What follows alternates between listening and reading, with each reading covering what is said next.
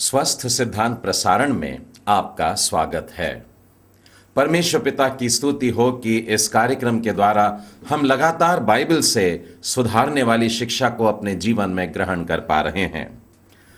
पिछले 6 सप्ताहों से हमारे मनन का विषय रहा है क्रिस्तीय सहभागिता। क्रिस्तीय शिष्यता में सहभागिता एक अत्यंत महत्वपूर्ण कार्य है।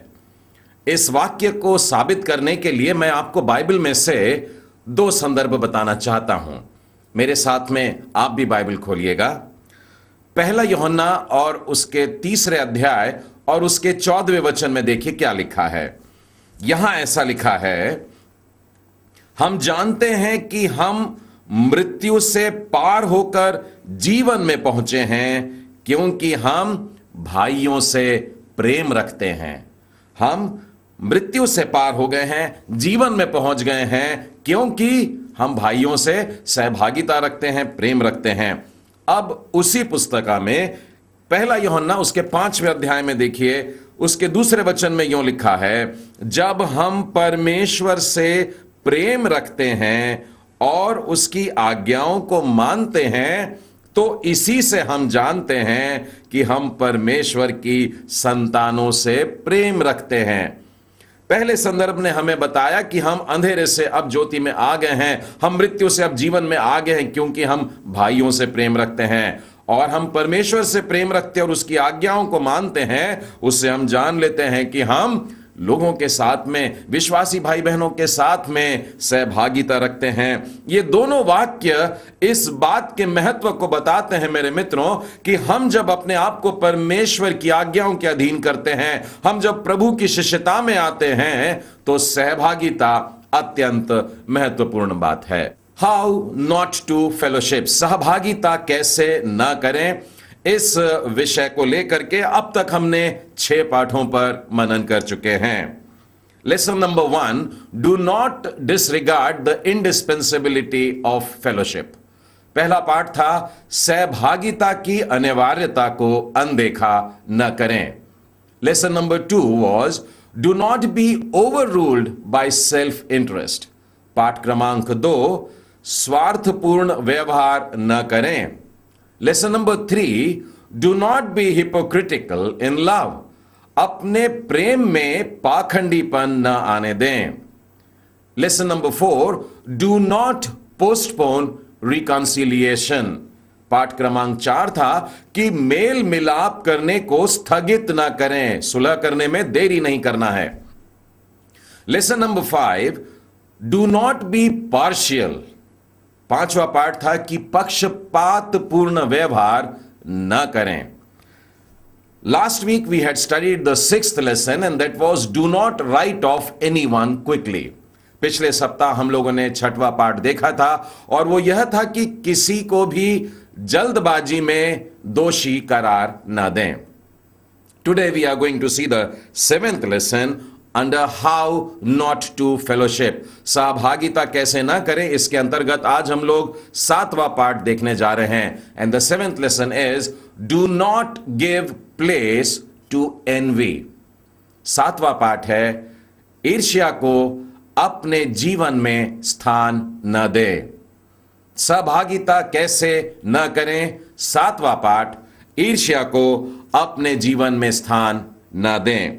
मेरे मित्रों, मसीही व्यक्ति के लिए उसके जीवन में ऐसी बहुत सारी बातें हैं जो उसके मसीह जीवन को पीछे खींच सकती है। ऐसी बहुत सी बुराइयां हैं जो उसे जकड़ सकती हैं और अंधेरे में खींच सकती हैं। लेकिन मैंने पाया है कि ईर्ष्या या जलन करना इनमें सबसे ज्यादा हानिकारक साबित हो जाती है। मैं ऐसा क्यों कह रहा हूं? मैं आपको पहला कुरिन्थी और उसके 12वें, 13वें, 14वें अध्याय की तरफ ले जाना चाहता हूं। हम जानते हैं पौलुस प्रेरित ने इन अध्यायों में परमेश्वर के अद्भुत वरदानों के उपयोग के बारे में हमें सिखाया है। और जो बीच का अध्याय है, अर्थात जो 13वां अध्याय है, वहां पर हम प्रेम के बारे में, यह वास्तव में प्रेम का प्रसिद्ध अध्याय कहलाता है। और उसके 4थे वचन से 7वें वचन के बीच में पौलुस हमसे लिखते हैं कि प्रेम क्या क्या कर सकता है और प्रेम क्या क्या नहीं करता है। उसी में जब मैं यह पाता हूं कि जब वो सूची शुरू होती है कि प्रेम क्या नहीं करता है, उस समय वहां लिखा है कि प्रेम डाह नहीं करता।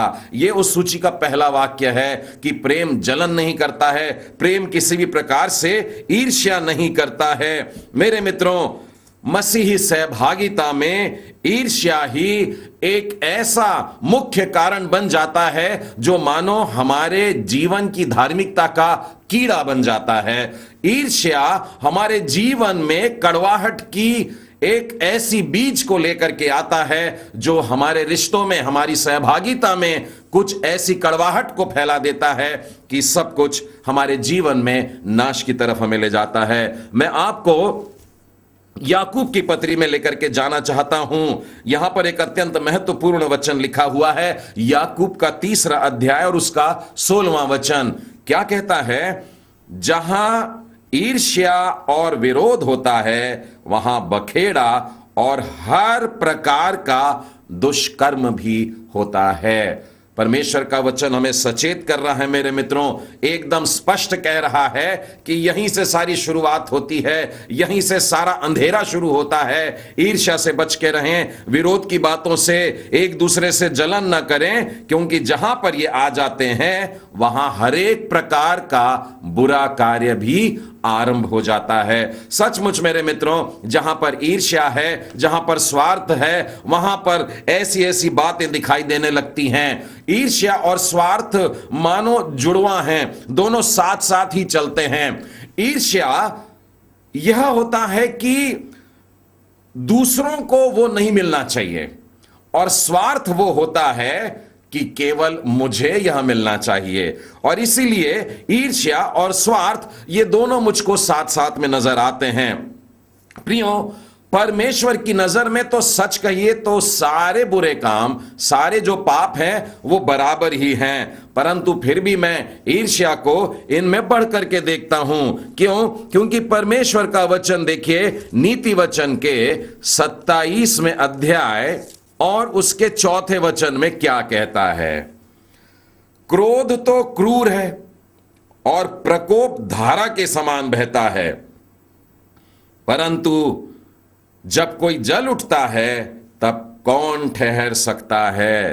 क्रोध के बारे में लिखा है कि यह बड़ा भयानक है, और प्रकोप के लिए भी लिखा है कि यह और भी भयानक है, लेकिन ईर्ष्या के सामने कौन खड़ा रह सकता है? इन सारी बातों से बढ़ करके है मेरे मित्रों ये ईर्ष्या, जिससे हमें बचना है। मैं डॉक्टर बिली ग्राहम के कुछ वाक्य आपको इस विषय पर सुनाना चाहता हूं। उन्होंने ईर्ष्या को लेकर के क्या कहा है? उनका कहना है कि जो जलन होती है, जो ईर्ष्या होती है, वह मनुष्यों की प्रतिष्ठा को नाश कर देती है, और ईर्ष्या के कारण कलीसिया भी बिखर जाती है, कलीसिया टूटने लगती है, और ईर्ष्या के कारण हत्या भी करते हैं। ईर्ष्या हमारे मित्रता के घेरे को छोटा करते जाता है। ईर्ष्या हमारे व्यवसाय को भी तबाह कर सकता है, और ईर्ष्या हमारे मन को भी खेदित करता है, दुखी करता है। और डॉक्टर बिली ग्राहम का कहना है, मैंने सैकड़ों लोगों को ईर्ष्या की वजह से नाश होते हुए भी देखा है। मेरे मित्रों, कितनी सच्चाई है इसमें। ईर्ष्या मनुष्यों को नाश कर देती है। जलन करने से तो हमारा शारीरिक स्वास्थ्य भी बिगड़ जाता है। नीति वचन के 14वें अध्याय के 30वें वचन को देखिए। हम लोग बीमार क्यों पड़ जाते हैं? क्योंकि हम लोग ईर्ष्या करते हैं, जलन करते हैं। इसके 30वें वचन में लिखा है, शांत मन तन का जीवन है। जो व्यक्ति मन में शांत रहता है वो शरीर में तो स्वस्थ रहता है, लेकिन जो ईर्ष्या करता है उसकी हड्डियां सड़ जाती हैं। हमारे हड्डियों का, हमारे शरीर के भीतर के अंगों के सड़ने का कारण लिखा है बाइबल में, और वो है ईर्ष्या। मेरे मित्रों, ईर्ष्या हमारे शारीरिक स्वास्थ्य को बिगाड़ने का मनोवैज्ञानिक कारण बन गया है। हम बाइबल से आपको कुछ ऐसे उदाहरण बताना चाहते हैं जहां पर ईर्ष्या या जलन के उदाहरण पाए जाते हैं। हम लोग दोनों प्रकार के उदाहरण देखेंगे जहां लोगों ने ईर्ष्या किया, गलत काम किया और दंड भोगना पड़ा, और ऐसे लोग भी हैं जिन्होंने ईर्ष्या के मौके थे परंतु उन्होंने किसी भी प्रकार का जलन नहीं किया। बाइबल में जो मुझको सबसे पहला उदाहरण मिलता है, आप जानते हैं, जलन करने वाले का सगे भाई हैं ये लोग। उत्पत्ति के 4 अध्याय में यह वर्णन मिलता है कैन और हाबिल का, और ये हमें 3 वचन के आगे देखिएगा कि एक दिन कैन यहोवा के पास में भूमि की उपज में से कुछ चढ़ावे के लिए लाता है। कैन एक किसान था और वो अपने भूमि की उपज में से लाता है। और हाबिल के लिए लिखा है, वो भेड़ बकरी का चराने वाला था, उसने कई एक पहलौठे बच्चे भेंट चढ़ाने के लिए ले आए और उनकी चर्बी भेंट चढ़ाई। और आगे का वचन देखिए क्या कहता है, यहोवा ने हाबिल और उसकी भेंट को ग्रहण किया। वचन पे गौर करिएगा, परमेश्वर ने हाबिल को और उसकी भेंट को तो ग्रहण किया परंतु कैन और उसकी भेंट को उसने ग्रहण नहीं किया।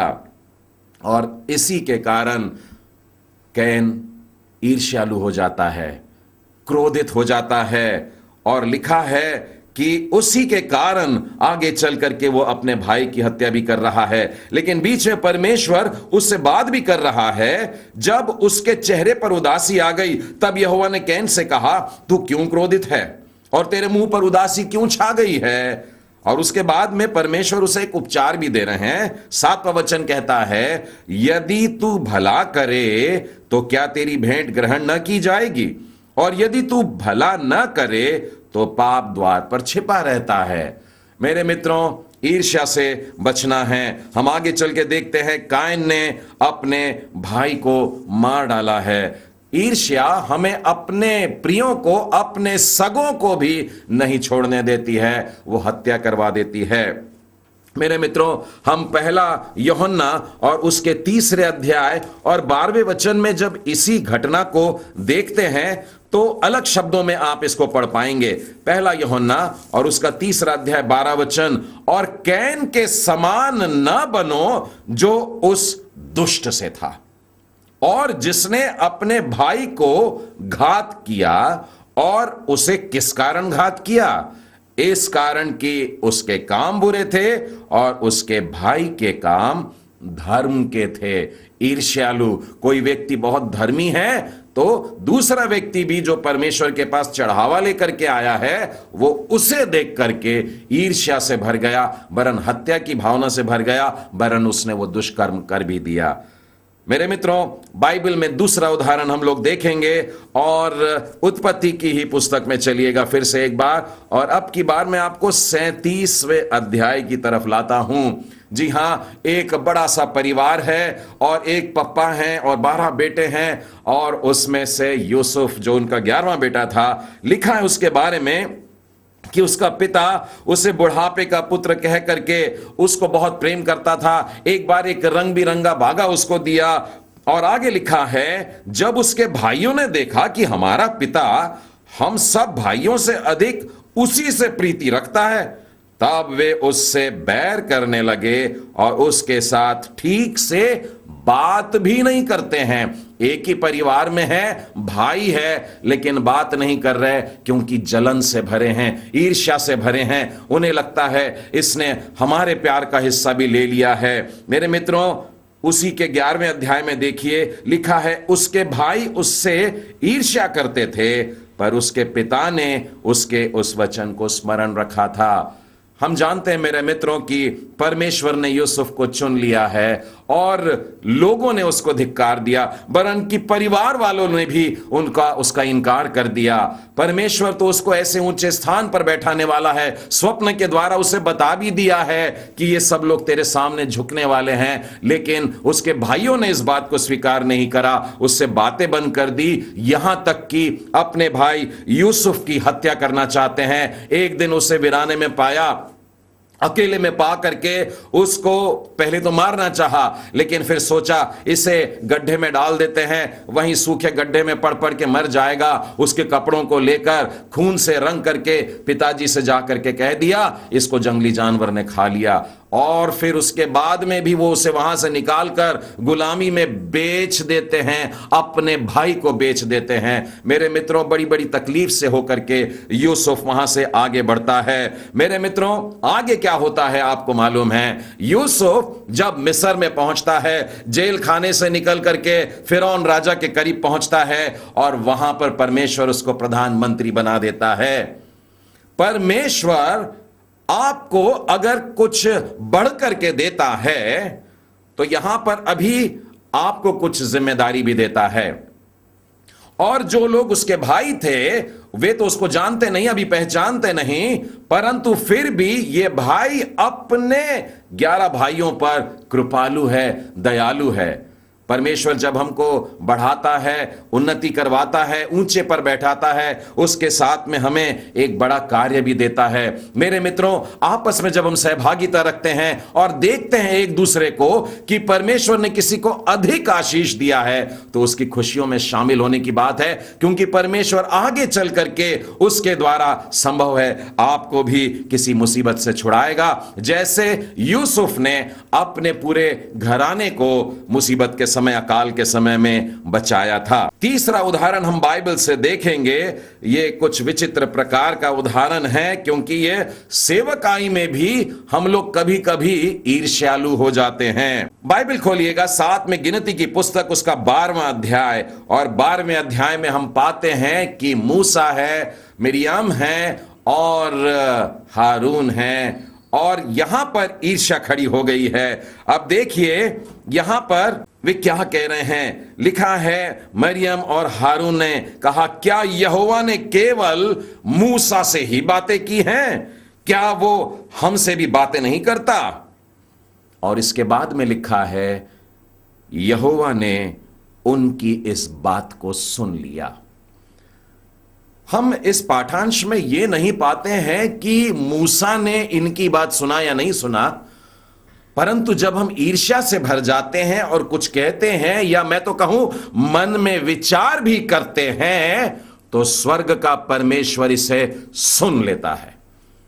और आपको मालूम है कि यह सेवकाई की बात थी। सेवकाई में भी हम लोग एक दूसरे के प्रति ईर्ष्यालु हो जाते हैं, लेकिन इस बात पर पर्दा डालने के लिए मिरियाम और हारून मूसा के व्यक्तिगत जीवन पर कीचड़ उछाल रहे हैं और उससे बोल रहे हैं, क्योंकि उसने एक कुशी स्त्री से विवाह किया था और संभव है कि उनके परिवार में कुछ अनबन सी आई होगी, उसी आड़ में अपनी इस बात को निकाल रहे हैं। लेकिन मेरे मित्रों, आपको मालूम है कि अंत में किस प्रकार से परमेश्वर सबक इनको भी सिखाता है, और यह भी कि हम ईर्ष्या न करें। किसी भी प्रकार की बुरी बात हम लोगों के मुंह से नहीं निकलना चाहिए। जब भी कोई व्यक्ति जलन करता है, ईर्ष्या करता है, तो अपने मुंह से कुछ ऐसी बातें निकालता है जो निंदा के बराबर होती है, और कई बार झूठी निंदाएं रहती है, जो दोष रहता नहीं है वो भी हमारी अंधी आंखें देखने लगती है। मैं आपको एक उदाहरण बताऊंगा। बाइबल में मेरे साथ खोलिएगा पहला पतरस और उसका 2 अध्याय और उसके पहले वचन में लिखा है, इसीलिए सब प्रकार का बैर भाव और छल और कपट और ईर्ष्या और निंदा को दूर करिए। अलग अलग बुराइयां लिखी हैं, लेकिन ईर्ष्या और निंदा ये दोनों साथ साथ चलने वाली बातें हैं, और निंदा अक्सर दुष्टता से भरी हुई होती है और यह शैतान का काम होता है। मैं ऐसा क्यों कह रहा हूं? प्रकाशित वाक्य के 12वें अध्याय और उसके 10वें वचन में देखिए क्या लिखा है, हमारे भाइयों पर दोष लगाने वाला, जो रात दिन हमारे परमेश्वर के सामने उन पर दोष लगाया करता था, गिरा दिया गया है, अब हटा दिया गया है उसको।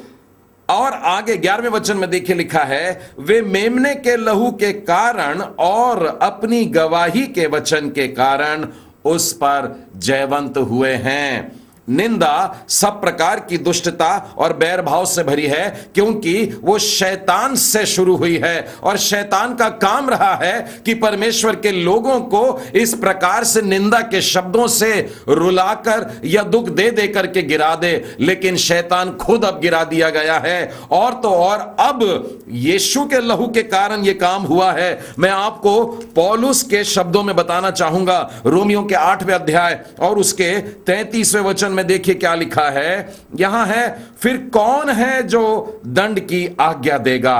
मसीह ही है जो मर गया, वरन मुर्दों में से जी भी उठा और परमेश्वर के दाहिनी ओर है और हमारे लिए निवेदन भी करता है।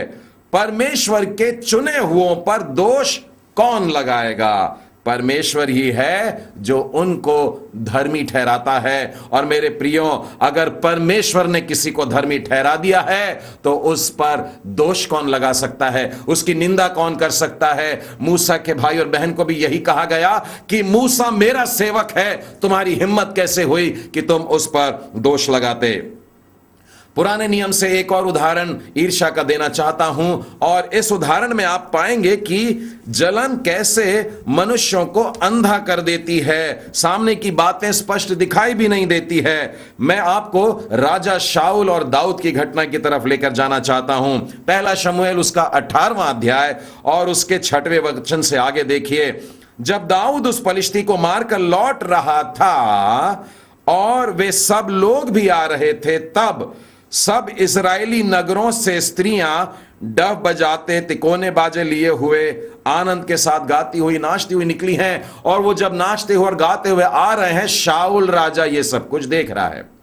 अब इन स्त्रियों ने जिस गीत पर नृत्य किया था, उस गीत के बोल भी लिखे हैं, और लिखा है, शाऊल ने तो हजारों को मारा और दाऊद ने लाखों को मारा। और इस शब्द के कारण शाऊल आग बबूला हो जाता है।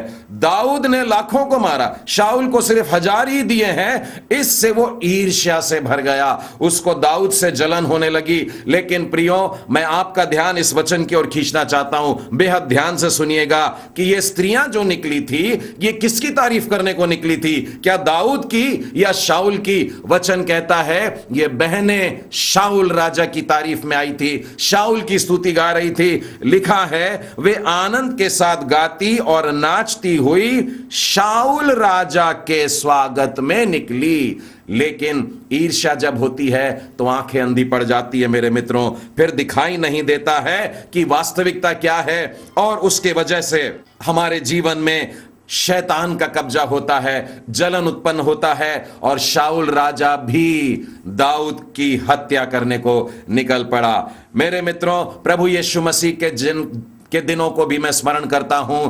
अद्भुत आश्चर्य कर्म हो रहे थे, भीड़ की भीड़ प्रभु यीशु के पीछे हो जाती थी उन वचनों को सुनने के लिए और चंगाई के लिए, आश्चर्य कर्मों को देखने के लिए।